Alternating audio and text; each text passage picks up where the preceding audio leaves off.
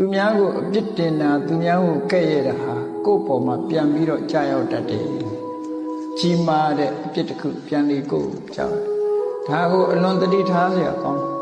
လောကလူတွေဟာအပြစ်တင်တာလဲလွယ်လွယ်ကူနဲ့လုပ်တတ်တယ်ကဲ့ရဲ့တာလဲလွယ်လွယ်ကူနဲ့လုပ်တတ်တယ်မြတ်စွာဘုရားသခင်ကိုရမြတ်ရဲ့အဆုံးအမကိုဒီနေရာမှာမှတ်သားသင့်တယ်ပေါ့ဒါနေ့စဉ်ဘဝမှာအရေးကြီးတယ်လူတိုင်းလူတိုင်းရဲ့နေ့စဉ်ဘဝမှာနှုတ်ကိုစောင့်စည်းခြင်းဆိုတဲ့နှုတ်ကိုစည်းကမ်းချက်ထားတာအမြဲတမ်းတန်ဖိုးရှိတယ်လူလောကမှာလုံနေကြတာနှုတ်နဲ့ပြောတာရဲ့ကိုယ်တည်းလက်ရောက်လှုပ်တာရဲ့ဒီနှစ်ခုပဲရှိတယ်အဲ့ဒီလိုနှုတ်နဲ့ပြောကိုယ်တည်းလက်ရောက်လှုပ်တာဟာအမှားအယွင်းမရှိအောင်တတိထားပြီးတော့ဆောင်ရွက်ကြရမှာဖြစ်တယ်ပြစ်တင်မှုကဲ့ရဲ့မှုနဲ့ပတ်သက်ပြီးသူတစ်ပါးရဲ့အပြစ်ကိုရှုမြင်တဲ့ဟာရှုမြင်တိုင်းကောင်းသလားကဲ့ရဲ့တာဟာကဲ့ရဲ့တိုင်းကောင်းသလားလို့ဆိုမကောင်းတာတွေအများကြီးရှိတယ်နော်မကောင်းတာတွေအများကြီးမြတ်စွာဘုရားကဟောထားတယ်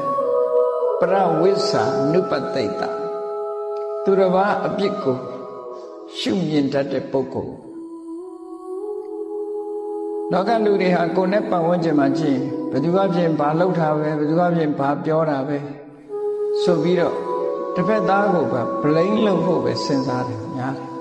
နော်ကိုယ့်ကိုယ်လည်းအဲ့ဒီအကျင့်စရိုက်ရှိမယ်ဆိုရင်ဒီအကျင့်စရိုက်ကိုပြုပြင်ဖို့လိုအပ်တယ်သူများကို blame လုပ်ပါနဲ့